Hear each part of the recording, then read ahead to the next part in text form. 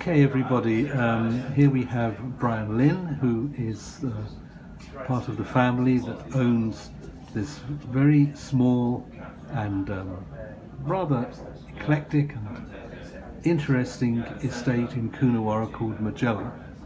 And he's here in London at a special tasting of some of the best Cabernet Shiraz wines in Australia, and of course the MAJELLA Shiraz Cab COONAWARRA has been chosen as one of them. So I'd like to ask Brian a few things about MAJELLA and how you, first of all, how did it all start? It's too long ago, Neville.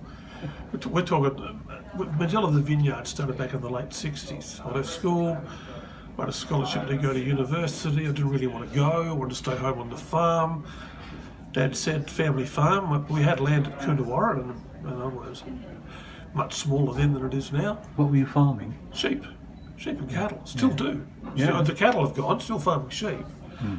And so there was a good red bank on the front of the block of land.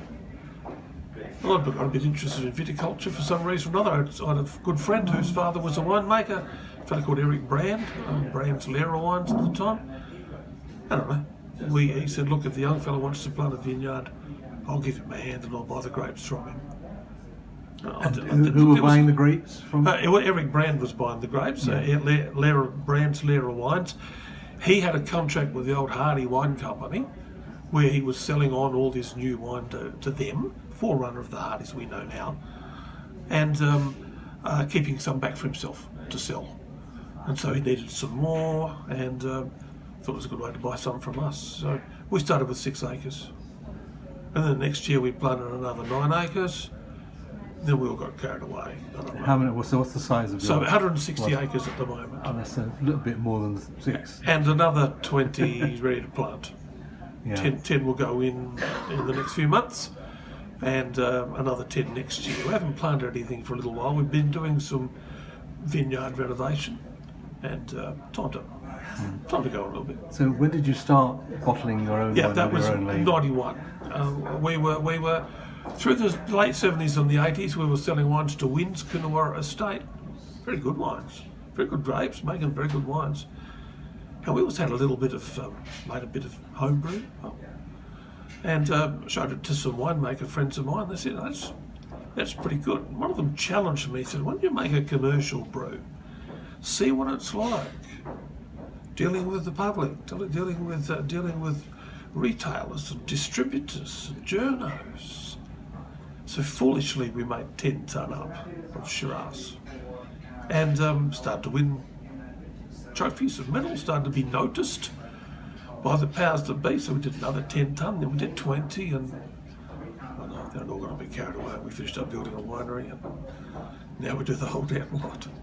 Yeah, obviously. There's no planning behind it. It's just I don't know, life. And your winemaker, is it still Bruce Gregory? Bruce has made every bottle of wine that's ever been made, of MAJELLA that's ever been made. So we rejoice in the fact that I don't think there's too many other Australian wineries that can say for well over 25 years now, every bottle of wine, the grapes have been grown by us and made by Bruce.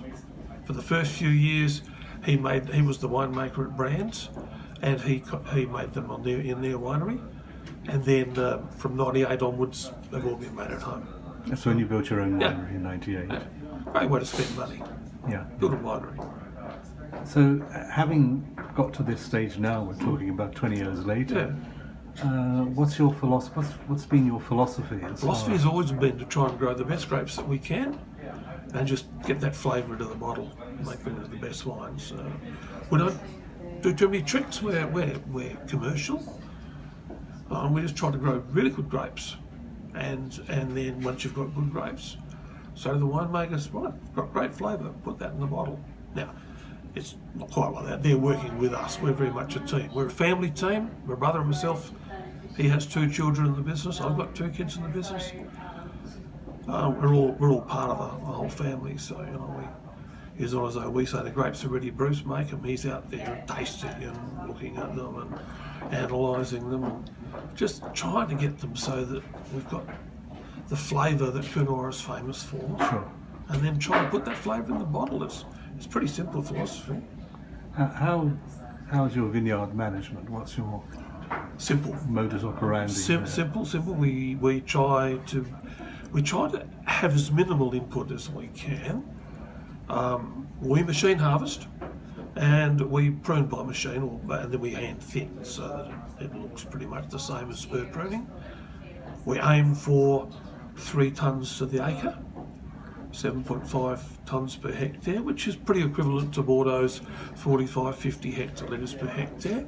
That's the long-term average, and that's what we aim for because we think that's the best for us. Obviously, we keep the canopies under control. An old fella told me in my younger days, spend until Christmas getting the canopy the way you want it to look, and the rest of the year, mate, keeping it like that. In fact, at Christmas in our country is the middle of the growing season. Yes. So with a few green vendages, we try and keep sprays to a minimum.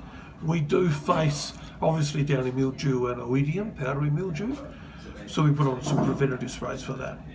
Very rarely would we use an insecticide, and if we do, it would be Bacillium, one of the Bacillum, the easy, nice, friendly, that we do add some water when necessary. That's all allowed. That's all. We just, it's keeping your eyes on the weather. Yeah. And making sure that the canopy is in good nick so that there's enough leaf area to ripen the grapes naturally. And so we ripen probably a week to 2 weeks earlier than most people in COONAWARRA for some reason. Yeah. So we generally we're harvesting reds before they finished harvesting whites. So is that your particular microclimate? Yeah, I think so. I'm not sure how. The older I get in this, I've been over 50 years in the industry, and the more I'm in it, the more I realise I don't know much about it. It changes every year. The same for everybody, actually, I think. So our philosophy is very, very simple, and our vineyard management is simple. We try to keep our costs down because our wines are very reasonably priced for the quality that they are. I'll put it on my headstone. Never try to rip us off. You just have higher IP. Well, yeah, I mean, I'm a tight-ass baker at the best of times. I go to a wine list, I look and see what's the best and the cheapest.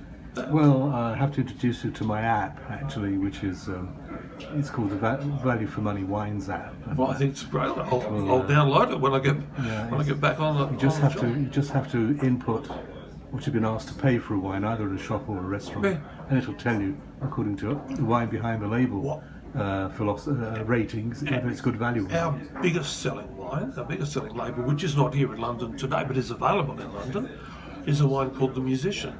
Yeah. Once again, it's a Cabernet Shiraz blend. Yes. And it sells for less than $20 Australian, and has done so ever since it was introduced. And James Halliday wrote it up the other day and said, "This wine's a freak. Yeah. It gives you great value for money, and it's been the same price for the last 10 years, 15 years." Okay. How do you see things developing in the future for Majella? I don't know. I think we're going all right. Children, same ethos as us. You don't go into this industry to make a lot of money. Yeah. But it's good fun. You meet a lot of nice people, and the lifestyle's okay. You get to drink some nice wine. Yes. And occasionally you get to eat some nice food. You certainly meet some very nice people. So from that point of view, they are of the same ethos as we are. Yeah. Always trying to be up in that upper bracket of your plans producers. For expansion or not really. No. We've got, as I said, planting another 20 acres of vineyard in the next year or two, starting this year. We've probably got another 20 acres we can use up. There's more land there, but it's full of red gum eucalypt trees, and if I knocked the eucalypt down, I'd probably spend longer in jail than if I knocked you off.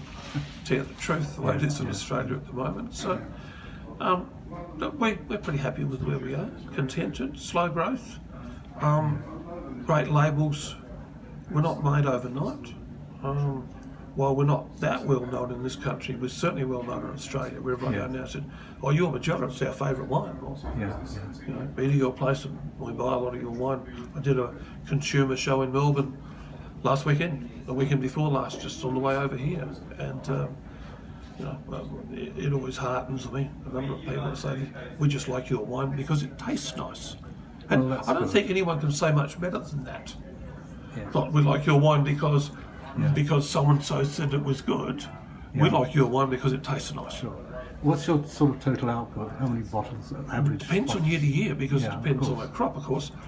We aim for about 35,000 dozen 12 packs. So you can multiply That's, that up. that's between all the range. Sorry, it's between all the range of the whole range. wines. There's 10 SKUs or 9 SKUs all up. So we can So probably you're split our Cabernet up 5 different ways. We can't be blown. Yes. Just call it Majella Cabernet Sauvignon. Sure.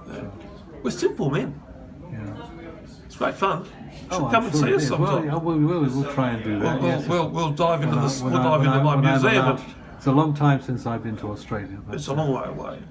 We're full of colonials. There was a time when I was importing wine, but I was importing Penley from COONAWARRA. Yeah. At the time, I was the first Kim person in the was UK to do Kim was a that. great guy.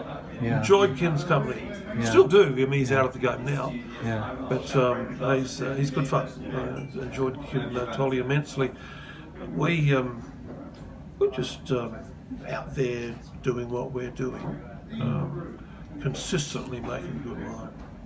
Well, you certainly seem to be enjoying yourself doing it, which is, I think, part of the fun. Really, it's part of the ethos. Of course it actually. is. That's why we're in it. you Otherwise- don't enjoy what you're working. Otherwise, at. we'd slash our wrists, Okay, or go Brian. and be a banker, or an accountant, or a Yeah, well, lawyer, or exactly, something. yeah. I don't think that's. I think this is a bit of fun. Okay, Brian, thanks very much My for the pleasure. interview. It's been lovely to talk to you, and more power to the elbow of Majella. And I Okay, hope good. you succeed in getting yourself a lot better known in the UK. Yeah, we'll do our best. Okay, thanks a lot.